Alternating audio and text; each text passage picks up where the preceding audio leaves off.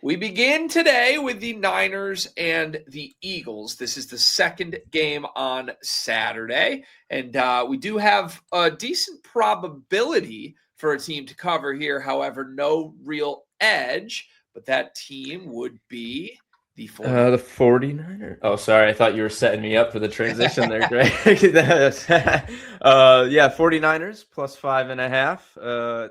Probably one of the few actual strong probabilities, I would say, for the model on a lot of these plays, at least as far as spreads and totals. Of course, we have some money line probabilities that are heavier than 50%, but a lot of really tight lines. Not surprising to see in the NFL. We know it's notoriously sharp.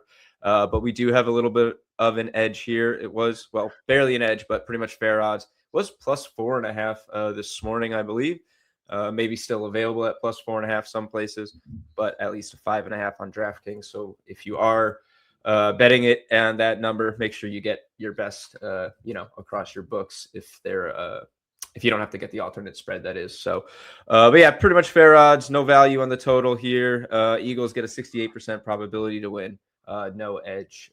Both of these teams we talked about yesterday's show have Super Bowl value, varying degrees in that department, but you are basically eliminating one of our top 4 value picks in the first round here. So that's going to narrow down no matter what. The Niners were the bigger play, plus 2,800. Eagles, I think, are plus 1,000. So pretty large discrepancy here. And one of the largest spread, I believe, besides the Rams-Panthers here. So kind of an interesting one. You'd think the Niners are maybe a little better equipped to handle this game, but they didn't really look that great versus Seattle after going on a pretty good run since Purdy's return. Chances in this game probably hang on the injury status of some key players like Trent Williams on the O-line, D. Winters in the defense. George Kittle's questionable, but that guy's an absolute dog. He's definitely going to play. Ricky Pearsall did not practice yesterday, I believe. So a couple things up in the air for the Niners. And ultimately, they're really going to have to step it up on defense. That's kind of been an issue for them. They didn't have to play too many very good teams on their run. And the Eagles, who have kind of notoriously run into third down issues, broken drives, stuff like that this year. That's going to be probably the key for the Niners defense. Notice the Eagles have the second worst third down conversion rate out of all these playoff teams. Only the Panthers are worse. That's 37.1% for the Eagles. Niners held teams to 40.1% this year. So pretty similar numbers. Honestly, probably simplifying things with this. Kind of a no-brainer, but turnovers are certainly going to be, I think, the pivot point of this game.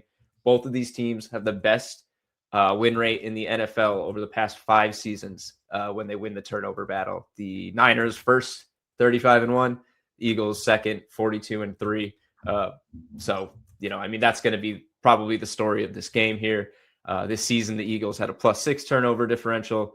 Niners were -6 this season, and Purdy has been throwing the highest interception rate pretty much of his career, 3.5% since he came back. Obviously, a slightly smaller sample size, but it has been a little bit of an issue for him, even though the Niners have, for the most part, been rolling. So doesn't surprise me to see this edge on the Niners. I do kind of like it. I think this is going to be a competitive game, but that's certainly going to be the focal point, the fulcrum, if you will, of this game. It's going to be the turnover battle for sure. Yep. Yeah, I feel like it's a tale as old as time, right? These games so often come down to high leverage plays, big moments, mistakes being made. And I think if that is your forecast for the game, it's hard to talk yourself into Philadelphia being the team that makes more mistakes than San Francisco. At the same time, this is one I think we talked about a little bit yesterday. I am talking myself into San Francisco being a good team that could potentially make a run here. Health dependent, of course. I think I'm on the optimistic side that some of their big names could be back and play through this after sitting out the final game of the regular season. But I just think they were so good in December. That offense moves the ball at will. To me, these two teams have been on such opposite ends of the vibe spectrum, and you should not bet on vibes. But the story of Philadelphia's season has been, frustrations with role and what is this team even? And obviously you can throw all of that aside when you get to the playoffs, but it is hard for franchises to become dynasties. They're going for 3 consecutive runs to the Super Bowl. I think that's highly unlikely to come to fruition. And it could end next round. It could end the round after that. But I like San Francisco as a team with the firepower to pick them off. I was hoping the model would show value in that here. Obviously not much on the money line side of things, but to see a higher probability for San Francisco to cover this spread where it's at instead of Philadelphia reflects what I was sort of thinking in my gut coming into this game. Do you have any prop angles for us in this matchup? Yeah, a few. I don't think there's a ton of value. Some of that we'll get to in a little bit. I mean, I certainly think the Eagles don't win this game without a big game from Saquon. My opinion anyway. Similarly, limiting CMC, again, kind of obvious and easier said than done. Probably what they need to do to force the Niners into maybe those passing situations that more likely will generate turnovers than Christian McCaffrey running the ball. So pretty good projections for both of them, 80 for Saquon, 66 for McCaffrey, and then 44 receiving yards for McCaffrey, 19 for Saquon. Both these teams were pretty vulnerable against the run down the stretch over their last 6 games, 110 yards per game for opponents for the Eagles. Niners are giving up over 100. So, if Pearsall doesn't play as well, you're taking away another receiving threat, and obviously CMC gets so much work in that department, but in a run game is going to be important, especially to kind of limit Purdy's kind of penchant for turnovers lately. And then real quick, just check the value and props. Brian Robinson Jr. got a big long shot touchdown edge. He's found the end zone a couple times. If you love the EV, if you have one there, it's not one that he's only 11.7% still, so not something I'm jumping at. Models very slight fade on Christian McCaffrey here. Yards 45.5 receiving, project him 44.1. It's a little too tight for my taste. He's got value for 2+ touchdowns. Purdy for over 1.5 passing, plus 140. That's pretty good. 47.5%. That's about plus 115 fair or so. So that's a pretty nice edge right there. Not a bad play in my opinion either. I think they're gonna have to score at least a couple touchdowns. The one other thing, I did just put this in the notes here. Saquon basically disappeared from the receiving game down the stretch. Last 5 or 6 games, it was pretty much non-existent in there.